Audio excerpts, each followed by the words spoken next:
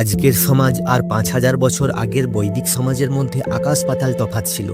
কল্পনা করুন, তখন সবথেকে বড় সম্মান পেতেন তারা যারা জ্ঞানী এবং বিদ্বান ছিলেন। এই সমাজটা ছিল মূলত পরিবার কেন্দ্রিক। পরিবারের সবথেকে বয়স্ক পুরুষকে বলা হতো গৃহপতি। মজার ব্যাপার হলো, ঋগ্বৈদিক যুগে কিন্তু মহিলারা একদম পর্দার আড়ালে ছিলেন না। তারা সভায় যোগ দিতেন, এমনকি গার্গী বা মৈত্রেয়ীর মতো বিদুষীরা পুরুষদের সাথে তর্কেও জিতে যেতেন। সমাজটা 4টি ভাগে বিভক্ত ছিল: ব্রাহ্মণ, ক্ষত্রিয়, বৈশ্য আর শূদ্র। তবে প্রথম দিকে এটি জন্মের ওপর নয়, বরং কাজের ওপর নির্ভর করত। অর্থাৎ একজন কৃষকের ছেলে যদি যোদ্ধা হতো, তবে তাকেও ক্ষত্রিয় মানা হতো। তাদের প্রধান সম্পদ ছিল গরু, আর খাদ্যের তালিকায় থাকত দুধ, দই আর ঘি। আমোদ প্রমোদের জন্য তারা রথ দৌড়, শিকার এবং পাশা খেলা খুব পছন্দ করত।